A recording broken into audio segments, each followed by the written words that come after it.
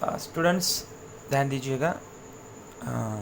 जैसे कि मैं देख पा रहा हूँ, बहुत दिनों से जो है बच्चों के मन में डाउट चल रहा था कि सर परमाणु क्रमांक क्या होता है, इलेक्ट्रॉनिक स्वरूपन क्या है, इसका वो द्रव्यमान क्या होता है और उसका वो संयोजकता क्या है।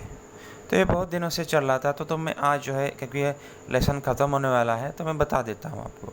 देखिए 8th में तो ये पूरी तरह से डिटेल में है, और जो लेक्चर शुरुआत में हुआ था इंट्रोडक्शन, क्योंकि जो भी साइंस का लेक्चर होता है इंट्रोडक्शन के हिसाब से मैं पहला लेक्चर्स लेता ही हूँ।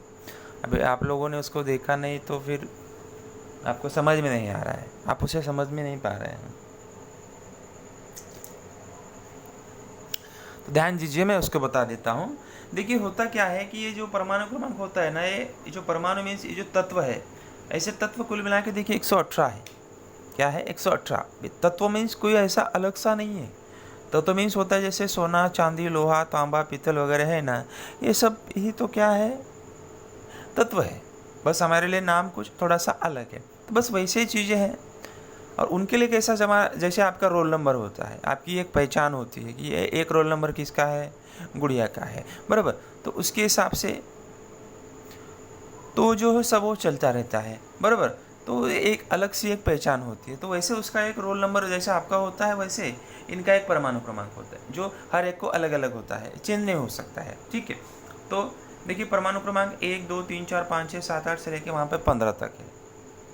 और इसमें देखिए उसका संकेत मीन्स उसको पहचानेंगे कैसे, कि इंग्लिश में उसको क्या किया गया है कि जो उसका लंबा वाला नाम होता है उसके पहले का अक्षर, और उसके बाद में इलेक्ट्रॉनिक स्वरूपन। इलेक्ट्रॉनिक स्वरूपन मीन्स क्या होता है कि ये जो ये वाला इलेक्ट्रॉन्स होता है ना, परमाणु क्रमांक, इसको बांट दिया जाता है 4 कक्षाओं में, यानी कि 4 कक्षाएं होती है, उसके हिसाब से उसको बांटते हैं। और उसके बाद में उसका द्रव्यमान निकालते हैं, और उसके बाद में उसकी संयोजकता निकालते हैं। तो वो कैसे देखिए बता देता हूँ। जैसे एक है तो हाइड्रोजन का देखिए इलेक्ट्रॉनिक स्वरूपन है, यहाँ पे जैसे ए जितना है वहाँ पे रहना चाहिए, वहाँ पे इतना ही होना चाहिए, और वहाँ पे भी इतना ही होगा, और लास्ट में भी इतना ही होगा। 2 देखिए हीलियम है, हीलियम का तो देखिए पहले में 2 ही रहेगा। अब देखिए होता क्या है, के की कक्षा में 2 बैठ सकते हैं, यल की कक्षा में 8 बैठ सकते हैं, यम की कक्षा में भी 8 या 18 बैठ सकते हैं, और एन की कक्षा में बैठ सकते हैं 32 जन।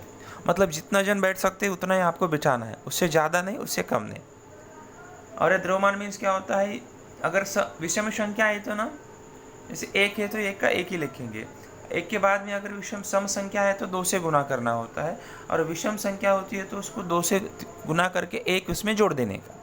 मैं क्या बोला हूँ, अगर सम संख्या है तो उसे 2 से गुना करो, और विषम संख्या है तो उसे 2 से गुना करके क्या करो, 1 उसमें जोड़ दो, ठीक है, इस तरह से। जैसे लिथियम का देखिए कितना है, 3 है, ये देखिए 3 नंबर है। तो मैंने पहली कक्षा में 2 लिखा और लास्ट में 1 लिखा।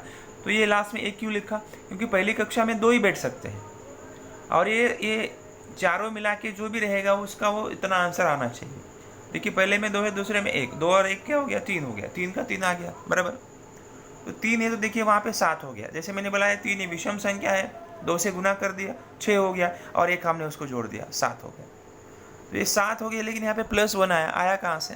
तो होता क्या है, तो ये जो इलेक्ट्रॉन्स होता है ना, ये इलेक्ट्रॉन स्वरूपन बाहर वाली कक्षा में, देखिए बाहर वाली इसमें यल वाली है, क्योंकि यम खाली है। तो यल वाले में जितने इलेक्ट्रॉन है, यल में अगर 1 2 3 4 इसमें से कोई भी संख्या है ना, तो जैसे का वैसे लिख दो। क्या बोल रहा हूँ मैं, कि बाहर वाली कक्षा में अगर 1 2 3 4 इसमें से कोई भी नंबर है तो उसको क्या करो, जैसे का वैसे वहाँ पे लिख दो। अगर 4 से ज़्यादा है तो उसके 8 से घटा दो, क्योंकि अष्टक का नियम होता है कि 8 से उसको घटा देना होता है। जैसे देखिए यहाँ पे 5 है, तो 5 देखिए यहाँ पे क्या आ गया, देखिए -3 आ गया।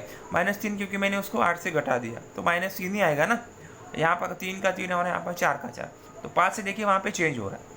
5 का -3, 6 का -2, 7 का -1 और 8 का 0, क्योंकि 8 से 8 को आपको क्या कर देना है, घटा देना है।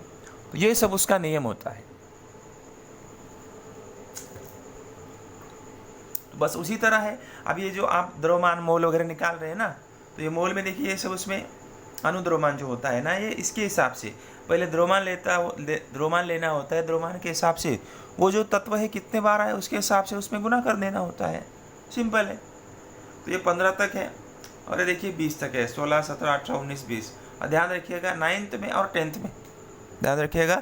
9th में और 10th में आपको जो है 20 तक ही काम आता है, क्योंकि 20 लगभग 99% 20 तक ही पूछता है। एक आध ऐसे 4-5 जो तत्व है कि आपको टेक्स्ट बुक से वगैरह पूछे जा सकते हैं, तो जब 10th में जाएंगे तो मैं आपको डिटेल्स में बता दूंगा, ठीक है। तो ये तत्व हो गए ऐसे 16 से 20। इस तरह से देखिए उसका द्रव्यमान 32, 35, 37, 39, 40, और ये सब आपको 20 तक याद करना पड़ेगा। ये मतलब उसका द्रव्यमान, संयोजकता, इलेक्ट्रॉनिक स्वरूपन। देखिए परमाणु क्रमांक आप याद करेंगे, और जो मैं ट्रिक्स बता रहा हूँ उसको याद करेंगे तो सिंपल है, वो फटाफट आपको आ जाएगा, उसका कोई टेंशन नहीं है। क्योंकि मैंने बताया इसमें से अगर कोई सम संख्या विषम संख्या है, सम है तो 2 से गुना करो द्रव्यमान के लिए, विषम है तो 2 से गुना करके 1 जोड़ 2 द्रव्यमान आ गया।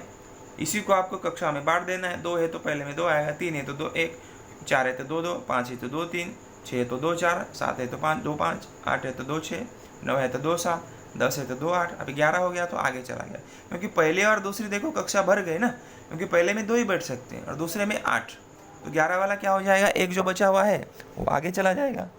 बस उसी हिसाब से आपको चलना रहेगा। एकदम सिंपल है, उसमें कोई टेंशन लेना नहीं है। जब 10th में जाएगा तो भी मैं आपको अच्छे से और एक बार रिवीजन के हिसाब से या इंट्रोडक्शन के हिसाब से, परिचय के हिसाब से मैं आपको वो ज़रूर बता दूंगा, ठीक है। ये भाग आपको क्लियर हुआ होगा, तब मैं जो है आगे चलता हूँ, ठीक है।